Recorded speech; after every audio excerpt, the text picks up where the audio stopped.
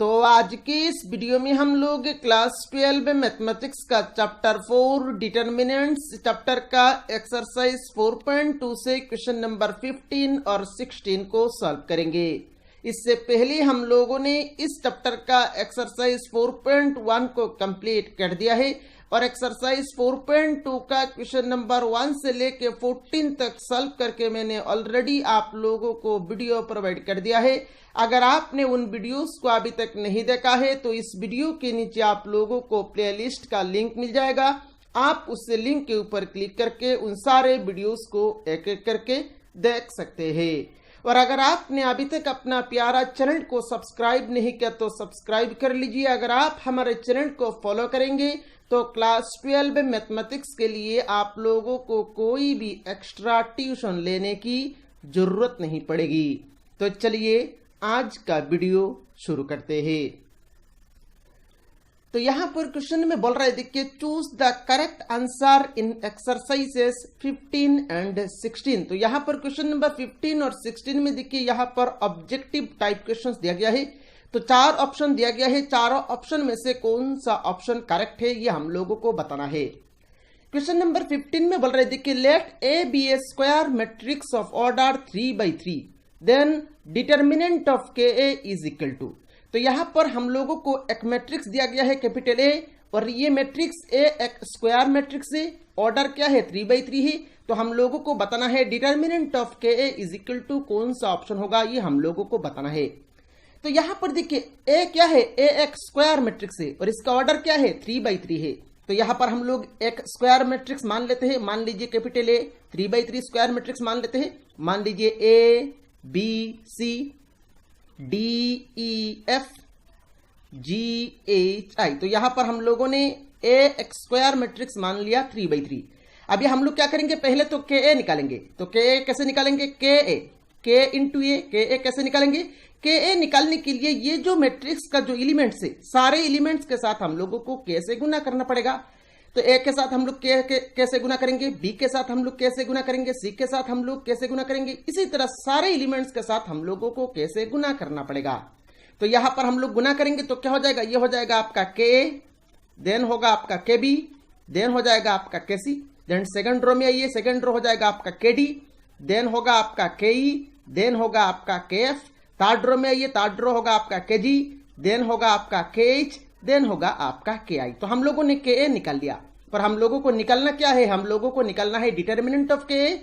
तो therefore determinant of K A, determinant of K ए। अभी ये जो मैट्रिक्स है इस मैट्रिक्स का डिटरमिनेंट निकालना है। तो हम लोग क्या कर देंगे, इस मैट्रिक्स को डिटरमिनेंट कर देंगे। तो ये क्या हो जाएगा, ये हो जाएगा आपका के ए, determinant of K A, then है आपका के बी, देन है आपका के सी, सेकंड रो में क्या है, देखिए सेकंड रो में है के डी, देन है आपका के ई, देन है आपका के एफ, थर्ड रो क्या है, थर्ड रो है आपका के जी, देन है आपका के एच, देन है आपका के आई। तो हम लोगों ने इसका डिटरमिनेंट कर लिया।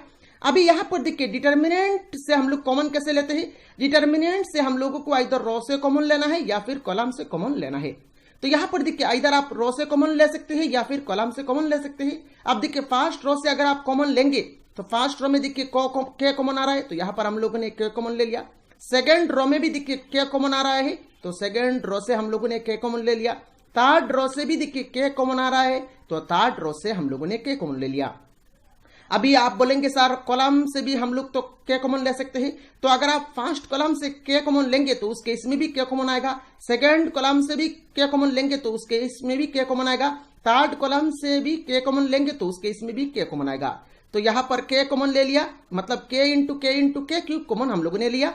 तो यहां पर के क्यूब कॉमन लेने के बाद यहां पर रहेगा क्या, देखिए फर्स्ट रो में रहेगा आपका ए बी सी, सेकंड रो हो जाएगा आपका डी ई एफ और थर्ड रो है आपका G H I. This is equal to K into K, ये हो जाएगा आपका के क्यूब। और ये क्या है, ये क्या है, ये क्या है, देखिए ये मैट्रिक्स ए नाम हम लोगों ने दिया था। तो जब हम लोग इसका डिटरमिनेंट करेंगे तो ये क्या हो जाएगा, डिटरमिनेंट ऑफ ए हो जाएगा।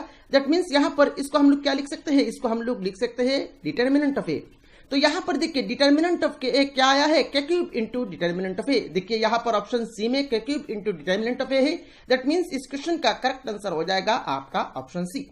अभी देखिए इसमें मैं एक ट्रिक आप लोगों को बताता हूं। इसमें एक ट्रिक होता है। क्या ट्रिक होता है? मान लीजिए एक स्क्वायर मैट्रिक्स है, ए एक स्क्वायर मैट्रिक्स है और इसका ऑर्डर है आपका n बाई एन। ए एक स्क्वायर मैट्रिक्स है, इसका ऑर्डर है आपका n बाई एन। देन यहां पर डायरेक्टली आप फॉर्मूला याद रख सकते हैं। Then determinant of K is equal to क्या होगा? Then determinant of K is equal to होगा आपका k to the power n into determinant of A. अगर ए एक स्क्वायर मैट्रिक्स हो और उसका ऑर्डर अगर n बाई एन हो तो डिटर्मिनेंट ऑफ के डायरेक्टली आप यूज करेंगे k to the power n into A. मान लीजिए यहां पर ए एक square matrix of order 2 by 2 है, तो यहां पर डिटर्मिनेंट ऑफ के क्या हो जाएगा? डिटर्मिनेंट ऑफ के हो जाएगा आपका k to the power n। n का वैल्यू कितना है? 2, तो k square into determinant of A हो जाएगा। तो इस फॉर्मूला को अगर आप यहां पर यूज करेंगे तो क्या हो जाएगा? Determinant of k is equal to k to the power क्या होगा? 3, तो k to the power 3 into determinant of A, और वही हम लोगों को यहां पर मिला है। तो आप यहां पर देखिए ये क्वेश्चन अगर एग्जाम में पूछा जाए तो 1 मार्क दिया जाएगा। तो आप लोगों को यहां पर डायरेक्टली आंसर को लिखना है। कंसेप्ट मैंने आप लोगों को पूरा समझा दिया है किस तरह से यहां पर k cube into determinant of A आया है। मेरे ख्याल से यहां पर क्वेश्चन नंबर 15 का सोल्यूशन आप लोगों को समझ में आया होगा। चलिए नेक्स्ट क्वेश्चन नंबर 16 को सॉल्व करते हैं। नेक्स्ट क्वेश्चन नंबर 16 में बोल रहे हैं देखिए which of the following is correct. तो यहां पर देखिए 4 ऑप्शन दिया गया है। इन चारों ऑप्शन में से कौन सा ऑप्शन करेक्ट है ये हम लोगों को चूज करना है। पहला ऑप्शन ए में दिया गया है देखिए determinant is A square matrix, मतलब डिटर्मिनेंट एक स्क्वायर मैट्रिक्स है। क्या ये स्टेटमेंट सही है? नहीं, ये स्टेटमेंट गलत है। मतलब एक स्क्वायर मैट्रिक्स को तो हम लोग डिटर्मिनेंट नहीं कहते हैं। एक स्क्वायर मैट्रिक्स को तो हम लोग डिटर्मिनेंट नहीं कहते हैं। मान लीजिए यहां पर मैं एक स्क्वायर मैट्रिक्स लिखता हूं, मान लीजिए कैपिटल ए इक्वल टू 1 2 3 4, तो ये एक स्क्वायर मैट्रिक्स है क्योंकि इसका नंबर ऑफ रो भी 2 है, नंबर ऑफ कॉलम भी 2 है। That means number of row equal to number of column हो रहा है। तो ये क्या है? ये एक स्क्वायर मैट्रिक्स है। तो क्या हम लोग इसको डिटर्मिनेंट कह देंगे? नहीं, इसको हम लोग डिटर्मिनेंट नहीं कह सकते। तो दैट मींस ऑप्शन ए आपका करेक्ट नहीं है। अभी ऑप्शन बी में बोल रहे देखिए determinant is a number associated to a matrix. Determinant एक नंबर है और ये नंबर आपका एक मैट्रिक्स के साथ एसोसिएटेड है। तो ये स्टेटमेंट सही है या नहीं आपको बताना है। देखिए किसी भी डिटर्मिनेंट को अगर हम लोग एक्सपांड करेंगे तो किसी भी डिटर्मिनेंट को एक्सपांड करने के बाद जो वैल्यू आता है वो एक नंबर ही होता है। अब ये जो डिटर्मिनेंट हम लोग एक्सपांड कर रहे हैं क्या ये एसोसिएटेड टू ए मैट्रिक्स होता है? आपको बताना है। देखिए यहां पर ये जो मैट्रिक्स हम लोगों ने एज्यूम किया है कैपिटल ए इक्वल टू 1 2 3 4, क्या इस मैट्रिक्स का डिटर्मिनेंट हम लोग निकाल सकते हैं? हाँ, हम लोग आराम से निकाल सकते हैं। डिटर्मिनेंट ऑफ 1 2 3 4 इसको हम लोग आराम से एक्सपांड कर सकते हैं। अब मान लीजिए यहां पर ए को कुछ इस तरह से अगर हम लोग एज्यूम कर ले, मान लीजिए ए को हम लोगों ने एज्यूम कर लिया 1 2 3 4 5 6। ये स्क्वायर मैट्रिक्स नहीं है, ये एक रेक्टेंगुलर मैट्रिक्स है क्योंकि इसका number of row number of column equal नहीं है। तो ये एक रेक्टेंगुलर मैट्रिक्स है। क्या हम लोग इस मैट्रिक्स का डिटर्मिनेंट निकाल सकते हैं? मतलब determinant of A equal to 1 2 3 4 5 6, क्या हम लोग इसका वैल्यू निकाल सकते हैं? नहीं निकाल सकते। इसका वैल्यू हम लोग नहीं निकाल सकते। क्यों? क्योंकि डिटर्मिनेंट उसका ही हम लोग निकाल सकते हैं जिसका number of row equal to number of column हो। तो यहां पर number of row number of column नहीं है। दैट मींस एक रेक्टेंगुलर मैट्रिक्स का हम लोग डिटर्मिनेंट नहीं निकाल सकते।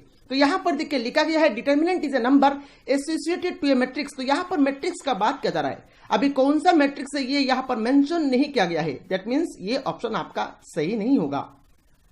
ऑप्शन सी में आइए। ऑप्शन सी में लिखा गया है देखिए determinant is a number associated to a square matrix. मतलब डिटर्मिनेंट एक नंबर है पर ये डिटर्मिनेंट हम लोग किसका एक्सपांड कर रहे हैं? ये डिटर्मिनेंट जो है ये associated to a square matrix होता है। हाँ, ये हम लोगों ने देखा है डिटर्मिनेंट हम लोग एक स्क्वायर मैट्रिक्स का ही निकाल सकते हैं। दैट मींस ये जो ऑप्शन सी है ये ऑप्शन सी आपका करेक्ट है। ऑप्शन ए गलत है, ऑप्शन बी गलत है, ऑप्शन सी यहां पर करेक्ट है। दैट मींस इस क्वेश्चन नंबर 16 का करेक्ट आंसर हो जाएगा आपका ऑप्शन सी। और मेरे ख्याल से क्वेश्चन नंबर 16 का सोल्यूशन आप लोगों को समझ में आया होगा। तो इसी के साथ ही यहां पर हम लोगों ने इस एक्सरसाइज को कंप्लीट कर लिया। अगर आपने चैनल को अभी तक सब्सक्राइब नहीं किया तो प्लीज सब्सक्राइब कर ले और आपके पास कोई भी क्वेरी हो तो इस मेल एड्रेस पे आप मेल कर सकते हैं। Thank you for watching this video.